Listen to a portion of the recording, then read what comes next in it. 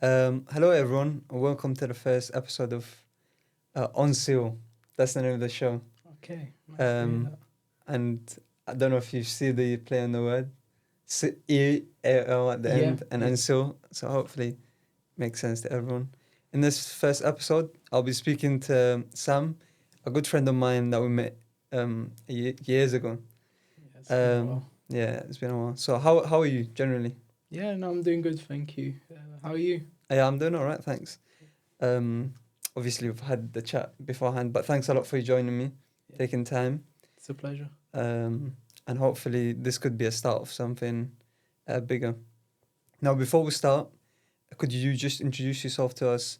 How old are you? Where you from? And what do you do for a living? Yeah, so my name's Sam. I'm nearly 25 now. Uh, I work in IT consultancy and I'm in testing at the moment, so software related work. Uh, I got into that after uni, so I went to uni actually here in the University of Leeds. Um, and prior to that, starting Why Am I Here as well. So we spoke about Yeah, English as an additional language. I yeah. was born in Eritrea, came over here Mm-hmm. when I was about 10, and then eventually went to uni in Leeds, where I grew up as well, and studied engineering. Now do what I do. I know we're going to go a bit deeper into Yeah, this, so we're touch gonna on it discuss that. just, yeah. So this is the first time we meet in person in probably more than 7 years, I think. Yeah, sounds about Do you right. remember when we met the first time? Yeah, so we met in youth club. Yep. So this was a similar sort of environment where you're doing now, where it was people that came from different countries into the UK, so refugee, asylum seekers, and it was mainly young people. Yep. People below the age of 18.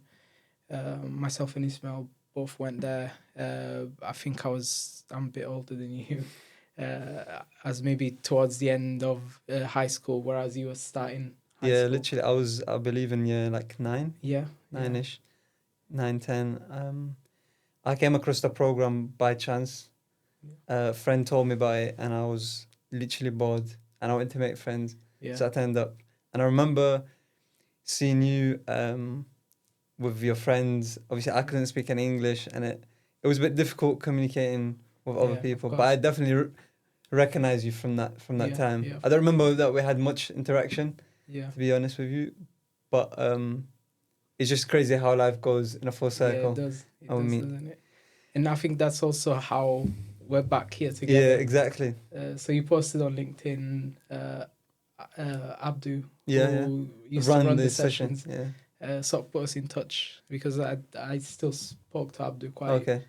quite a bit after leaving that as well. And yeah, Yeah. So we're back here. the it was a youth session, a youth Yeah, program run by the Children's Society, I that's believe. correct. Yeah. Was it specifically for refugees and EAL students, or was it for everyone? Yeah. No. So it was targeted at refugees and asylum seekers.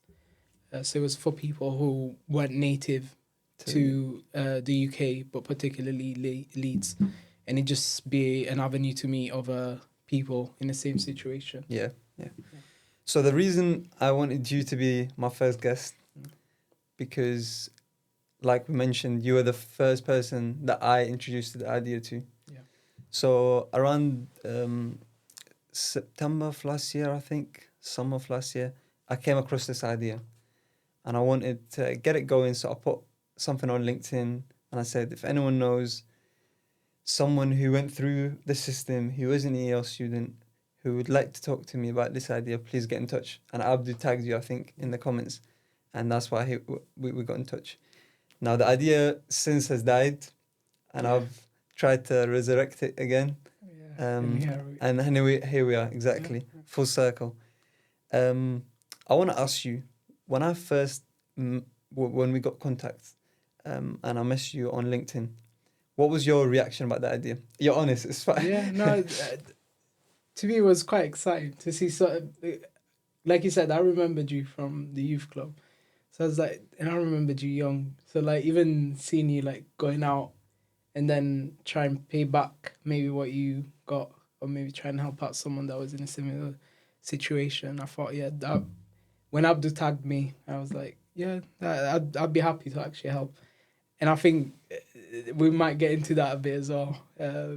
Maybe it was me taking on more than I could manage at the time as well. So I I think could maybe probably that's say the something we same. cover as well. Yeah.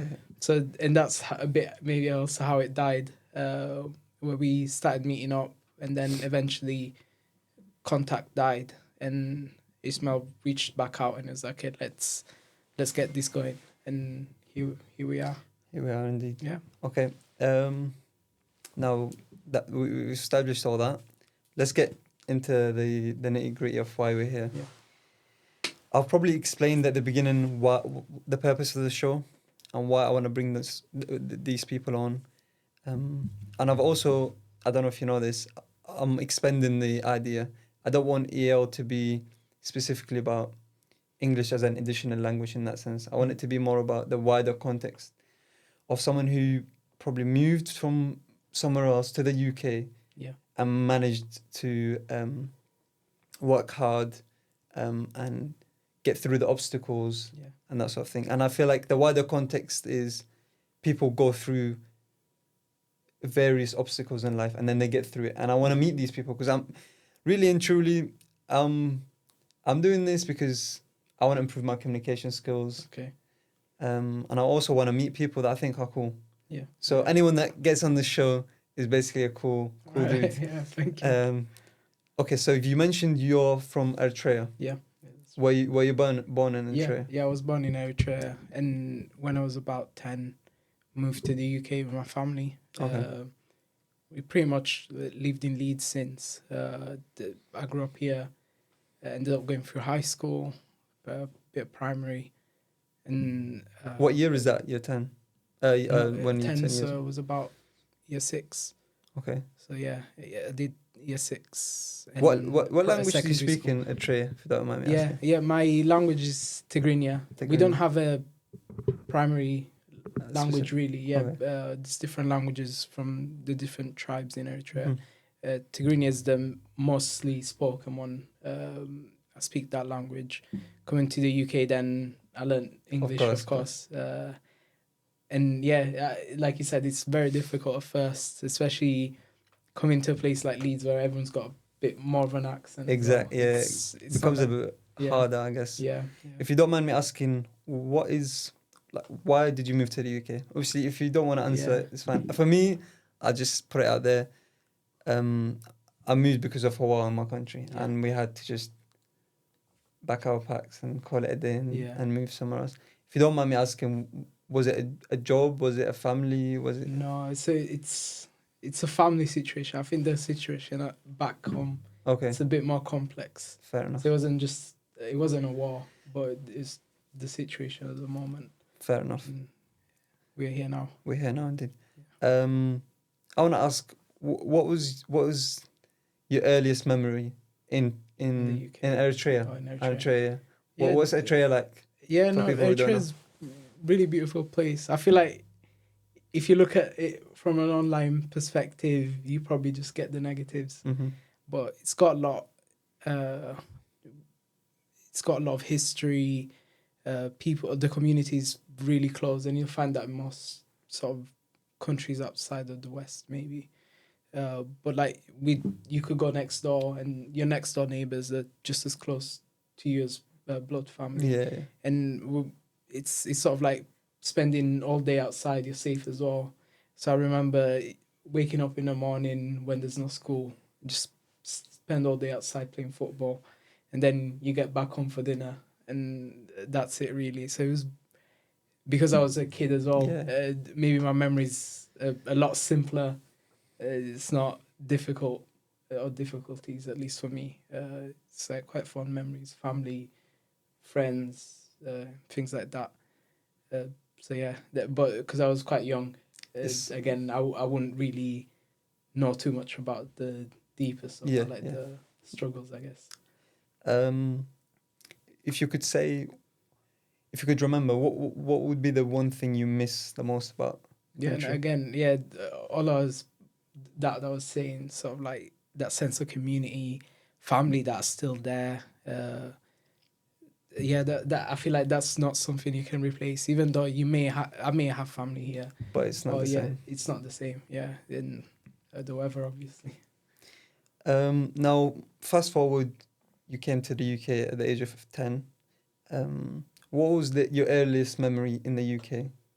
Yeah, I think primary school playground for me. It's sort of Mm. like I remember first day, everything's different. So like maybe even like primary, everyone knows each other. Everyone's speaking the same language, and maybe like English for me is not what I speak. So getting through that hurdle as well. But I wouldn't say negative thoughts. It was more feeling overwhelmed, which is I don't necessarily take as a negative. Yeah, no, It's no, it's it's part not, of not yeah natural. yeah it's part of life really, and especially when everything's so new. Just getting used to that, but as well, you remember those people that sort of reached out, tried to Help. branch and help. Yeah. Yeah, so necessarily they didn't know my language, but it was like the little bit of They're happy to help. yeah they're trying, and yeah I remember all of that, and it's quite fun, and you keep in touch with those people as well. So, yeah. Before coming to the UK, did you have any thoughts about what the UK may look like or what life in the UK is like Yeah. or anything like that? Well, yeah, based off of movies, really. And that's all you have. So like James Bond and all, and you think of it as a grand place. So it is a beautiful place. Don't get me wrong. But then you don't know about the darker sides, Yeah. the stuff they don't show on TV as well. Yeah. But I feel like as a kid, even now maybe I've always had this mindset of just I'll take it as it is, Yeah. and I've always been fine taking that approach. Okay. Because I remember my earliest memory Yeah. of the UK is being in the airport, Okay. and I was so tired because the journey was so long Yeah. in the plane. We had changed planes, etc. And I remember we landed in London, and because I was so tired, I can just remember blurry lights Yeah. and busy streets. And Yeah. since that day, I was like, I hate London. I don't want to live in London. But then I went in the summer, and it was quite lovely. Yeah. Um, Changes everything. yeah. But it was just that was my earliest memory. And even Okay. I remember weirdly the air smelled different in the UK. Yeah. I stepped outside the plane. I'm like, the air smells a bit weird. What kind of smell? I don't know. Just a different. I don't know why, but that's what I remember. Okay, so you came to the UK. I'm assuming no English at all. Yeah, very little. I think some people may have a better level based on their educational willingness of taking it in as well as a kid, but I was quite young, so it's very basic, like hi, how are you? Then just kicking off a bit of a conversation, but not much. Nothing too Yeah. serious. Yeah. So I'm assuming, did you get labelled EAL, or So was it not as maybe blatant? I wasn't as aware, but from what I remember throughout my time, there wasn't a clear label, but you'd have a table with the people who didn't know English. Yeah. So you'd have a teaching Yeah. assistant there It help would you. help, yeah. Yeah, so I think primary, that's all I remember. It's sort of having that. But also, I think maybe as a kid, being there so young, Mhm. maybe it helped me to pick it up a lot quicker. Yeah. And you're in school all day. So I remember sort of having that label, I guess, but it wasn't explicitly put there. But you knew it was. So you knew It was yourself deep down that Yeah. it is you different than the rest of the kids. Of course, yeah, because you have a teacher walking you through Yeah. everything. Everyone's like learning. So sometimes as well, I may have understood what was going on. Like, Uh-huh. okay, I'm not completely clueless. I kind of know what's going on, but you always sort of get your hand held a bit more. Yeah. And yeah, maybe it's something that I didn't even like as a kid, but yeah. Trust me, I know exactly how you feel. So I came in at a not much older age, but I came in high school. Yeah. And even, I assume in primary school, kids weren't as aware. Of course. But but in high school, kids around you know, like, you're that kid, and Yeah. you can tell the difference and or the treatment, and Yeah. even the language when people say things and you understand them wrong and you misunderstand people, Yeah. and that might get you in different arguments and Of course. etc. Yeah. Of course. Yeah. So from what you remember, did you see any problems? Like, did this EAL, the language, the barrier, did it present any problems to you? At that point, no, but I feel like I was quite young, so there wouldn't have been as many problems. Maybe fitting in right away, because it's always a barrier. Plus, everyone's known each other throughout the whole journey. So I came at the end of primary school. Everyone has been together for 5 years. They've or had so. friends. And So everyone has their groups as well. So I feel like that was the main problem, and then not knowing the language sort of creates another layer to that, where now you could try and spend time with them, but what you talk about or the conversations you Yeah. can have are very limited. exactly, yeah. But yeah, definitely helped because I came quite young, but also I came with my sisters. Uh-huh. So I had other people around my age. I never felt anything negative because I felt like I always had someone. Yeah, Yeah. fair enough. It feels like to me, from mine, and maybe correct me if I'm wrong, primary school wasn't a big issue in that sense. No, yeah, at least for me it wasn't. Mm-hmm. But yeah, a lot of the time as well, I feel like if something's out of my control, which to some extent it was, Mm-hmm. I couldn't fight, so it wouldn't bother me too much. Which I don't know if it's a good thing or a bad thing. All I could do at that moment to me was like, oh, I need to try and learn more English. I fully immersed myself. So same thing, like I said, back home, I'd spend time with friends after school. We'd play football on the weekend. I remember even here, after school, I wouldn't go directly home. If I could, we'd just stick around in a park and then kick ball. And then that's, I feel like, how you also get closer, learn the language a bit better. But I was lucky, I think, that the people that I ran into when I first came as well were quite welcoming. So maybe not everyone will get that opportunity as well. Some people might have joined in an area that was heavily against immigrants. Yeah, and then that would just not even give you a chance to settle in. That wouldn't give you a chance to even try and fit in, learn the language. Mm-hmm. Whereas the people that I first met, they were all receptive. They'd be like, oh yeah, Sam, come play with us. So even though they had their little groups, it was never like trying to push me away. Invite you. Yeah, they'd try and invite me, try and fit me in. Even though I'd always feel it'd be hard to fit in because what we could talk about was very little other than playing football, I think. Yeah. No, I agree with you. Football for me was a big thing because you don't need language for that. You're not going to talk. Yeah. It's pass and shoot, and that's probably it. And I think I remember going to the park, playing football with other kids. You pick up the odd word here and there. Yeah, yeah. So how long do you think it took you to become confident with the language?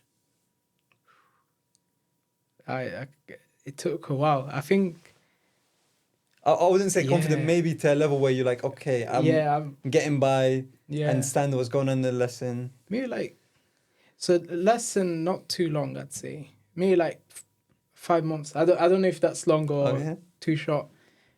But again, I feel like it was very straightforward. Plus, things like maths, where I didn't need English, that helped a lot because it was a link between what you already know. Yeah, what I already know in English. And I feel like what I had learned back home was a lot harder. I agree. So I remember starting there, and then I was like, I'm pretty sure I was in year 6, and I'm pretty sure what I did then was something I was doing in year 3, the equivalent in year 3 back home. Mm-hmm. And I remember, oh, this is so easy.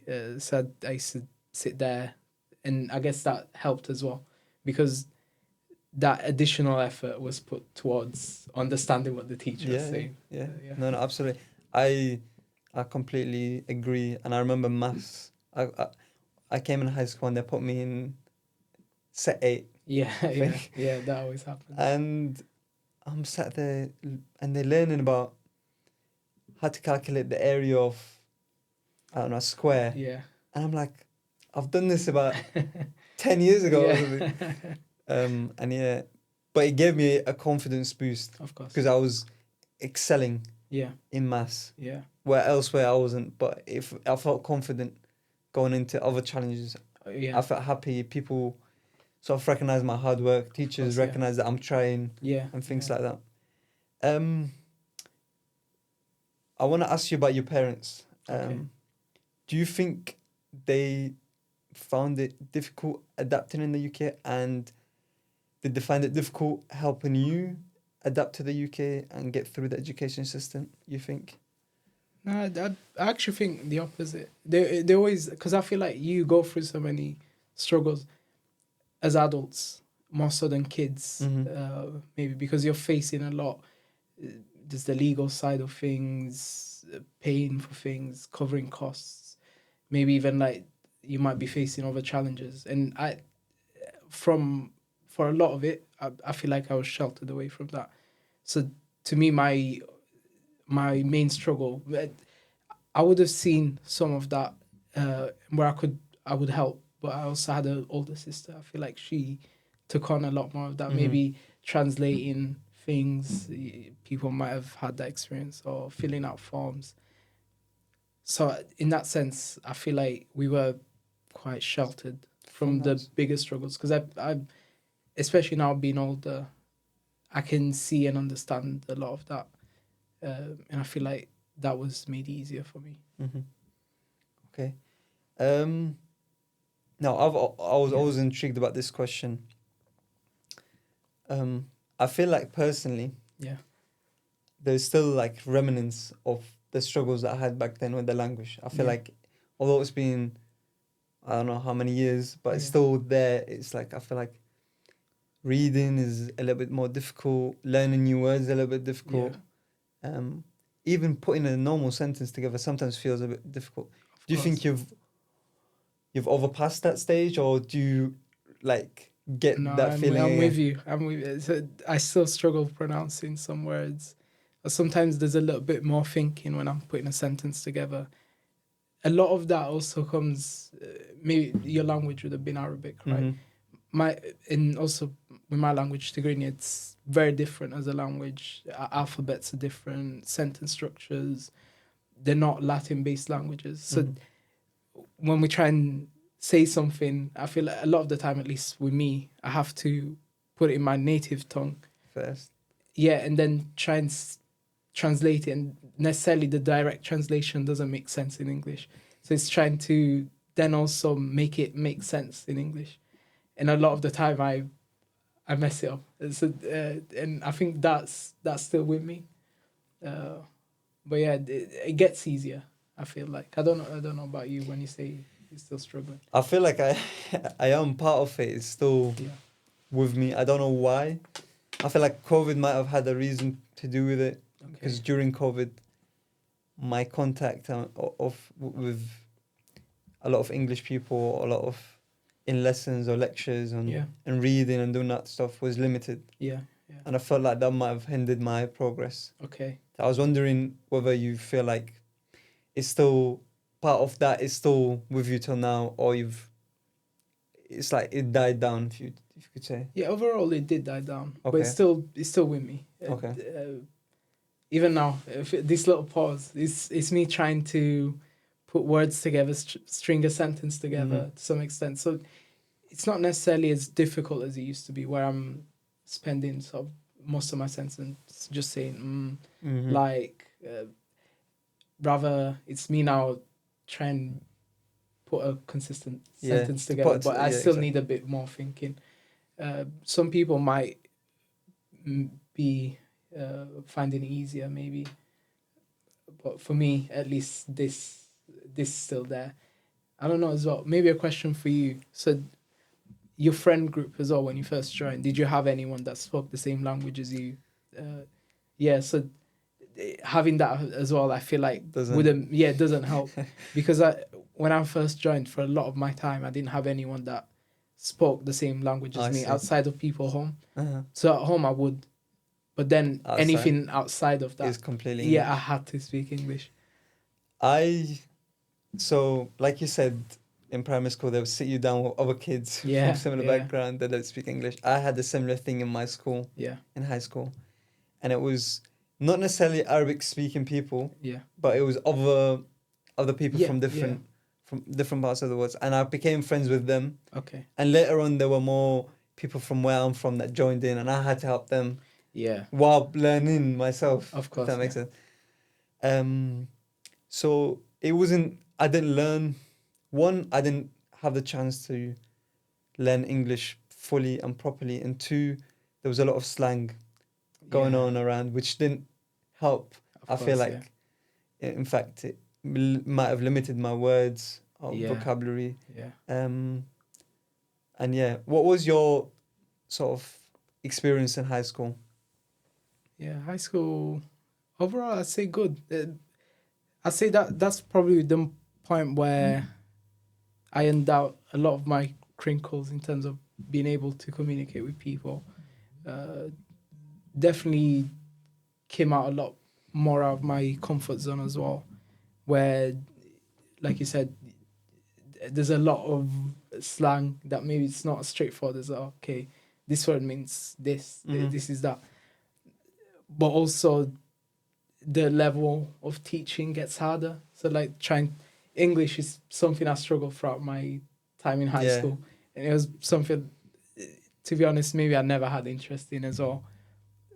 So I kind of got over during high school, and most of my sort of language came speaking to people, and I didn't have many people that spoke Tigrinya up until later stages, Mm-hmm. and the people that had that as a native language as well, by the point were already speaking English, or they spent majority of the time, so had been longer in the UK than me, so English was their sort of sort of major language. Mm-hmm. So even though it wasn't their native language, they came so young where English would have been better than Tigrinya. And when there was new joiners as well, maybe those new joiners would gravitate with other people, or I wouldn't have been in the same form class to where they'd be with me. Yeah. So in that sense, I was always sort of tucked away in the corner. And when I spoke to people from my country, we were speaking in English, which to some extent helped me Yeah. Yeah. improve my English. So I want to ask, do you think overcoming these struggles, you could say, or these little bumps on the road, um, shaped you as a person now? Would you say it has a play in you? How do you think it Yeah, shaped you? yeah, definitely. I think just us being from a different background, facing whatever we had to face to be here, maybe even in our time here, just trying to settle, that would make us who we are now. So I'd say first I'm Eritrean. I was born Eritrean, but now I'm also British. So it's sort of trying to balance both without forgetting my culture, because like to me that's still very important. So it helped me. It helped shape me. I feel like it also, sorry, it made me also more resilient to some extent. Where now I feel like ready to fit it, or maybe not fit in, but um, incorporate myself uh, as a British person to I some see. extent. I had to face a few extra steps, and I think that makes me just more resilient. So I found work easier, or I still find it easier to some extent, or even uni. If there's difficulties or something like that, I won't jump and complain. I feel like, to me, if I take things less for granted, so Mhm. I'm happier if I can get something. I'm thankful of it, so I'm not gonna say, oh, I want more, or I should deserve more, unless I actually do. It's sort of also learning those things. So there's been positive and negatives come out of it, to where I think, at least for myself, as someone that came from a different country, so as an immigrant, I feel like sometimes I don't want to overstep and be like, oh, I want this, this, and this, That's because not I'm already, I'm grateful for what I have already. And I feel like that sort of can put you behind. So it's fighting that as well. So Yeah. I think that's the negative that comes out of it. That's a good point, actually. I never thought about it, but it does make sense. Yeah, it's... And it makes your life harder. Just getting yeah. what you deserve. Yeah, of course. Without feeling like you step in other people and being rude and things like that, where everyone else around you is doing it just by nature, without feeling a type of way about it. Yeah, because a lot of the times you are entitled to it, but you don't want to feel entitled in the negative connotation of the word.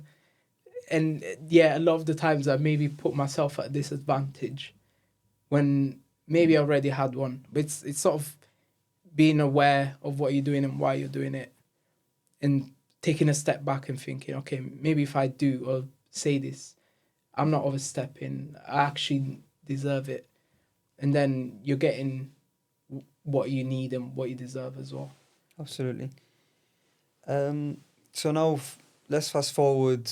You've gone through primary school and high school.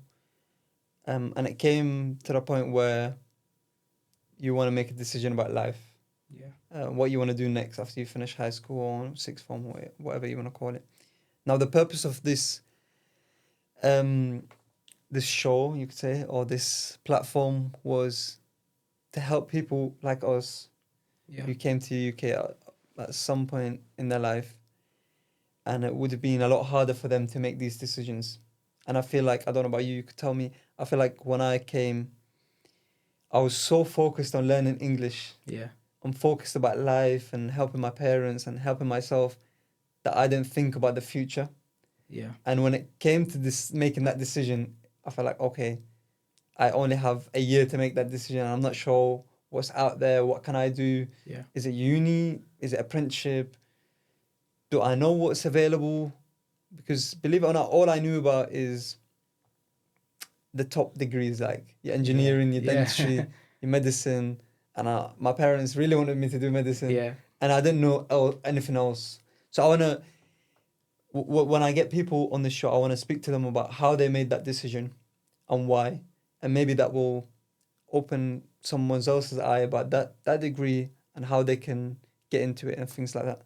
So after you finished high school, how did you know what you wanted to do in life? Okay, so my decision was cut for me already, where you mentioned degree apprenticeships and all.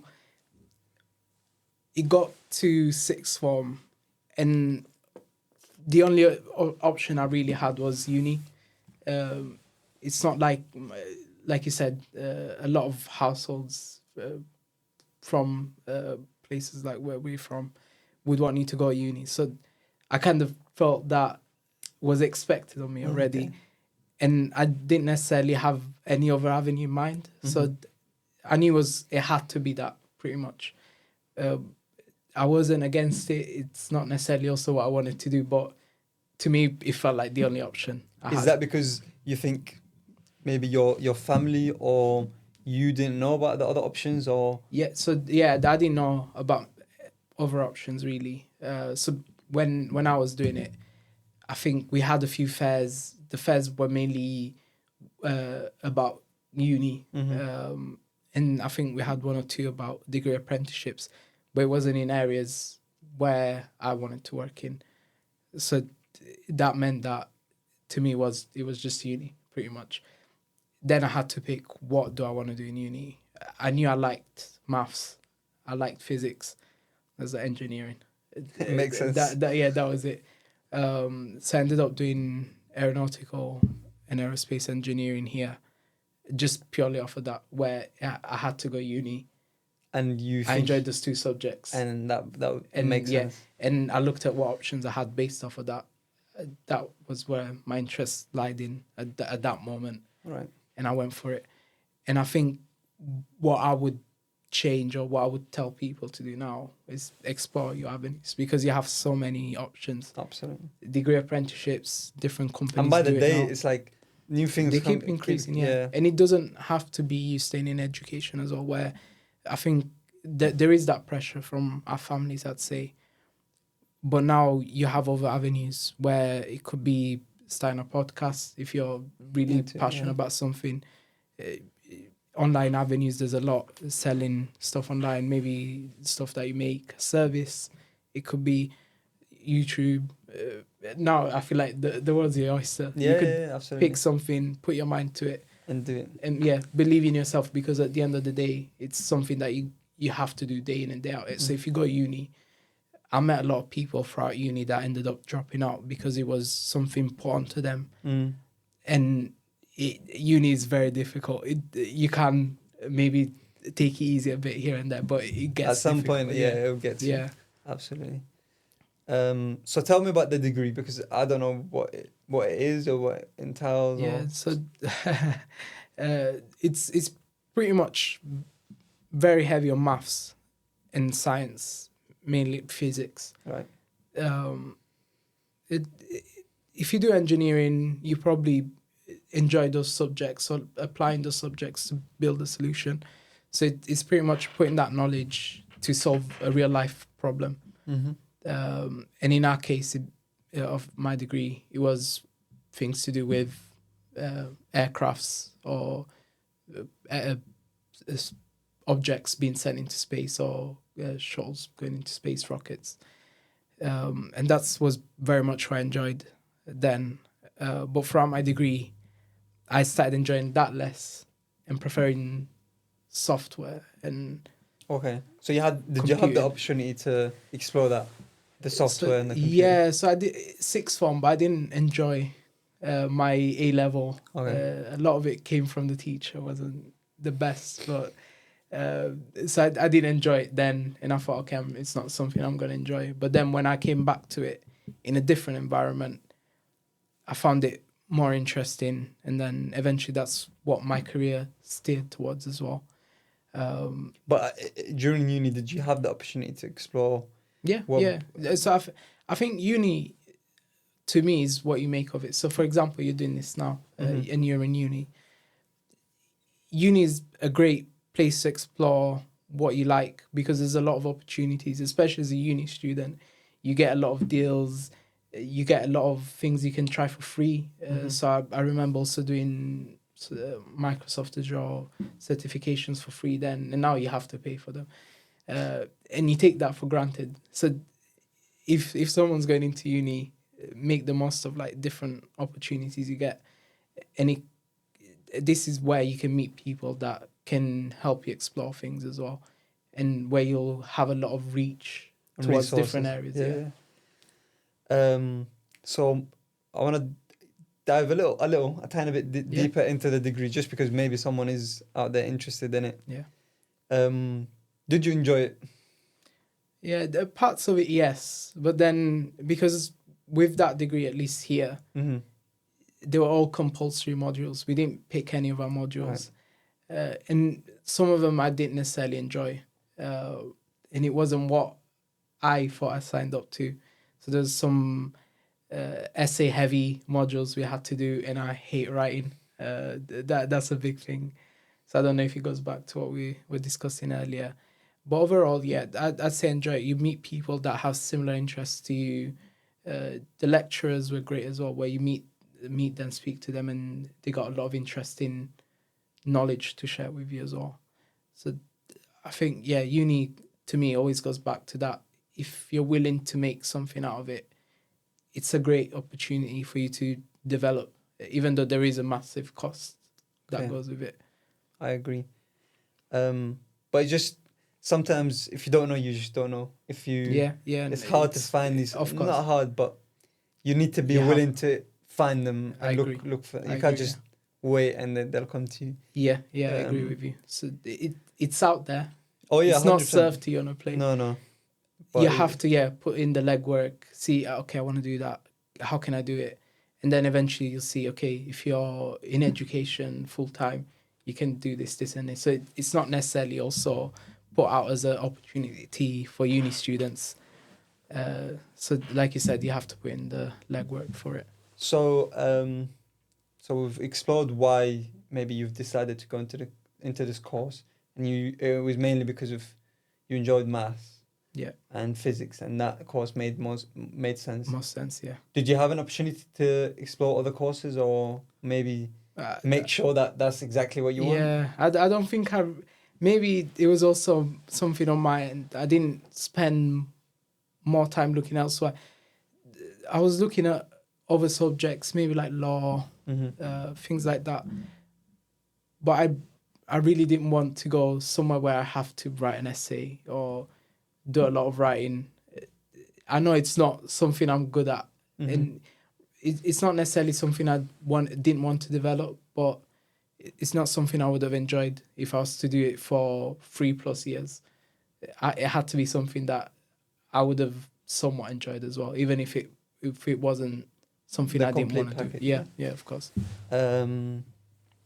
So if you can give an advice to someone, that's wants to go to uni, they know that for a fact, and two, they want to do your course, what would your advice be? Okay, so I'd probably say now that internet is such a big thing, a lot of people would have had LinkedIn. Do try and find someone that's done that course at the Really? uni you want to go to. Okay. Yeah, and I'm sure maybe you'll try speaking to 20 people. One of them will speak to you, get back to you, and answer some questions. So even I get that now and then for people that either wanted to do the course I was doing, or want to join the company I'm working for. If they reach out, I'm happy to like answer the questions, and if they're really keen to learn something, I put in like a 15-minute meeting, and they can like ask me questions, and that's the best way to learn more about it, because you're speaking to someone who's experienced it firsthand.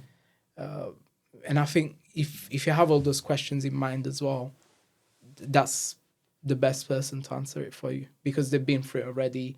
They were in a similar position to you when they were starting, so they might give you some more points. And I think the more people you talk to as well, you get different experiences and different views on it as well, because necessarily how I experience things might not be how someone in my cohort did as well. Each one of us would have had a very different experience, I'd say. Absolutely. So you've done uni and you graduated in 2020? 21. 21. Yeah, during lockdown. During lockdown. Yes, yeah, that was interesting. It was an experience. Eh? Yeah, it was. I did 2 years in lockdown. So I did a integrated masters as well. So I did 4 years. And 1.5 of my years was in lockdown. And I think that was very difficult. So to anyone that did start in lockdown like yourself, hats off to you, because I think you need that contact. So if you go to uni, a lot of people don't like going into lectures. So if you don't need to feel pressure to go into lecture, you can catch up and do it in your own time. But some level of interaction with other people in your course helps massively. 100%. And I recommend people to do that. Otherwise, I feel like you struggle. You struggle without it. And at least I did as well when we went into lockdown. So after you graduated, what was the job market like for yourself? So yeah, after lockdown was tough, especially in the industry I was working in. They started cutting jobs. So a lot of people were being made redundant. Okay. And a lot of places cut graduate jobs they were offering as well. Back of COVID. Off the back of COVID. So the aeronautical industry was massively hit then. But by that point, anyway, I wasn't looking at an engineering specific role. I wanted to do something software. So you knew that for a fact? Yeah, because I did 2 years and I wanted to work somewhere where what I'm working on, I can see the end result sooner. And then it's something that working I found more enjoyable, at least from my experience on a degree. So by that point, the opposite was true about the IT industry. There was a lot of places that were hiring more. So surprisingly, these places, rather than cutting jobs, some IT places were cutting jobs as well. But I found a lot were opening on more roles. So I was applying to some engineering roles where I thought, okay, this might be interesting. Some hybrid where it was an engineering company offering software related roles, and some places like where I'm working now, where it's a consultancy and IT is one of the focus. And then eventually I landed where I am now. So yeah. So help me understand this. So what if you went into the engineering side of things? What would that job look like? It'd be slightly different. So unless I went into a software role, which should be a lot similar, but for just that the product that company works on, or it'd be something to do with the design, manufacture, Of or what type research of and product development. would that be? It could be anything going from a component that would go into an aircraft, like a aircraft seat. It could be, or even an aircraft door. So it has to be designed to specific spec, Mhm. all the way to the wing of an aircraft or the aircraft itself. It could be the propulsion system. So Wow. it can range. In engineering, it won't be like, okay, this company will build the full plane. There Yeah. is that, but a lot of it comes from different components being put And together. then Yeah, makes and sense. I think the more I thought about it, that's not necessarily what I was interested in. I think walking into it, I like the design aspect. So if I got to design one aircraft, but those roles were very limited. So I tried a few of those. I wasn't lucky to get Mhm. a role there. And then at that point, I was left with a lot of like software related ones. And this one that I'm working for now, that I got the role there, and I was like, okay, I'm happy. I'm gonna give it a go. I'm starting my career anyway. If I like it, I'll stay. If I don't, Goes on. I'll look elsewhere. So now you're working for CGI. That's right. So CGI, which is a IT and business consultancy, and I've been working there for 3 years now, close to 3 years. And yeah, it's like I was saying. I joined. I was like, I'll see what it's like, because it's just my first job. As long as I can get my foot through the door, and then I'll We'll take see. it from there. And what I like about it, it's that they focus on not just on one area or one market. They focus across different markets, and you can work on different technologies throughout those different markets. And that level of choice of, I think when you're young, especially for me, I didn't know exactly what I wanted to do. So keeping it as broad as I could while still being of interest to me helped me. Yeah. Yeah. I feel similar way. Although Yeah. I went into a very niche to some degree, Yeah. dentistry. I feel like in the future, I want to have different things going on. Of course. I don't like to stick to one thing. Yeah. I want to try Yeah. new things. Yeah. And I feel like I don't know. That's what I'd like to happen in the future. So when you say I don't know anything about CG, well, we got when for anyone that's listening, when I started this idea and I reached out to Sam, he introduced me to some guys that work in CGI, Yeah. and that was my initial contact with them. But could you tell me more about what consultancy mean? Like, are they consulting for other companies or? Yeah. So it'd be us as a company having knowledge of either a specific technology or a business area, and then we help other companies develop that aspect, or we manage a certain aspect of that technology for other companies. So it could be, for example, I'm not saying that we work for this company, but let's say Tesco's. Tesco's now want to improve their sort of warehouse system. We'll now work on their back end for them and develop that, and then we have a tech stack solution for them, and that's offered by us. Okay. But it's owned by Tesco's. Yeah. So they hire you to sort of do the to behind the cover scenes type of thing. to cover areas that they don't necessarily want an in-house team to do. Okay, fair So enough. they get someone that's specialized and do it for them. Okay. And what's your role like? What do you do? So me, I work in testing specifically, and all I need to do is making sure that a specific system is working as it should end to end. And if there is any problem, it's being able to get to a point where I can say, okay, this area is not working as it should, and then get it to a position to where by the end of a release, that's either working, or if it's not, a solution is in the pipeline for future releases. I see. So it's making sure that the product being delivered by CGI is something that's of high quality and the client's happy. Okay. Yeah. And do you enjoy your job? I'm still there. So that's what I said when I joined.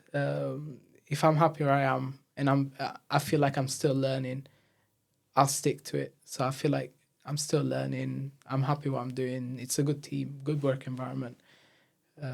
So I'm happy where I am for now. Good to hear. Yeah, I feel like it's something you want to review.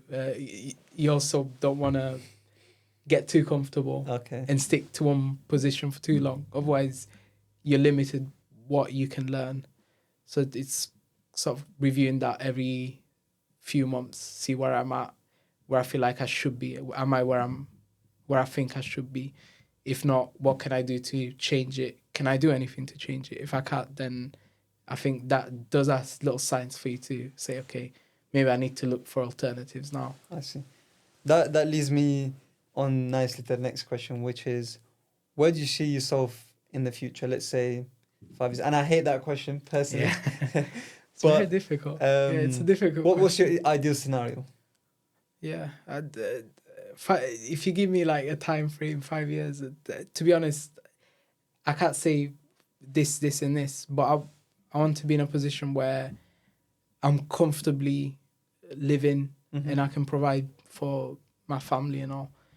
And it could be either doing what I'm doing now. Also, like you said, I want to do other things outside of work. So develop my own thoughts and ideas as well. So at least have something of my own that I can say, okay, this is my work. I'm developing this and this for my future. And have that going. So that's definitely in the next 5 years. And it's something that I'm doing well as well. Other than that, personal, to be honest, I feel like that is something I don't rush. I take it as it is. So do you have anything in mind? You sound like you have an idea of what you want to see. Yeah, but I prefer to like share it once it's done. Good for you. Yeah. But I just need to. This is another thing that I'd recommend people. So setting boundaries with work, personal, and also yourself. I do count personal separate to yourself, because what I'm doing now, for example, this is personal, but I'm not doing it necessarily for my ideas, but it's something that I'm part of, or family, that's personal. But again, I'm not working on my ideas. I'm spending time with people. But again, it's something that I like. So it's still my personal enjoyment, be it personal development or so on. But you also need to set time for yourself to work on what you want to work on. And I think that's something that I still struggle with, saying no, because I feel like I lose opportunities by saying no. And at some point, you need to learn to give and take a little as well. So for now, I feel like I'm still young enough to where I can take on a lot and maybe sacrifice a little bit for the learning opportunity. But at some point, you have to dial that back and give less and put more in effort into what you want to do. Some people might say differently, just focus on yourself, do what you do. And that in itself could bring in learning opportunities as well. But for me, I feel like learning from people that have done it already is the best. It's the best, yeah, because I'm working with people that are senior. They've been working for maybe even as long as I've been alive. and getting that experience sort of handed down to you, technically. A lot of people, if you ask them, stay respectful, obviously, but they'll give you a lot of that knowledge. And I think working in a certain work environment or university as well, you can get a lot of it. Mm-hmm. So yeah, I recommend that for people as well. I'm gonna try and wrap this up. Yeah. Hopefully. Just quickly, briefly, if you go back in time, would you change anything? I'd say no.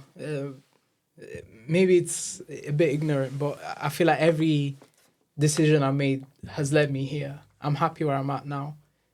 So there's nothing I'd change or do differently. Everything I've done, even if it was a mistake, I feel like had its own reasons. At the time. And yeah. And if I change it, maybe I wouldn't be aware of it, and I would have made that mistake anyway, but later. Mm-hmm. So yeah, whatever mistake I made, I learned from it. Whatever good I've done, it was sort of reinforcing for me to do more of it. And finally, if you were to meet an EAL student who is going through what yourself went through, what would be your sort of advice? Yeah, I'd say believe in yourself, first of all, because a lot of the time it's that sense of, like, you'll hear it a lot, imposter syndrome, where you don't feel like you're good enough for what you're doing. But if you're in that position, you are good enough to do it, and that's why you're there. And if you're not yet there and you want to get there, well, there's nothing stopping you. You can do it. So it's this thing of, like, just believe in yourself, and what you put your mind to, you can do. 100%. It's easier said than done. 100%. 100%. Yeah. I feel like the imposter syndrome, even now, even in dentistry, it feels like you just find reasons why you shouldn't be here. 100%. And it's like, it should be the opposite. Yeah. Where you confirm to yourself that you are here. Yeah. Because of who you are and what you've done. Yeah. But your mind just plays these tricks on you. 100%. And interesting enough, last week I was speaking to someone that's been working for, I think, close to 30 years. And I think maybe last year she decided to change company because she didn't like where she was working. She moved to CGI. She was telling me she had imposter syndrome, even though she's an expert at what she does. But she's like, I'm in a new team. I'm coming over, and I've been working for the same company for the last 15 years. In that 15 years, do I still have knowledge that's relevant to what's been done here? And it's this thing that people will always question yourself. To some extent, it's human nature. And it's you trying to fight that.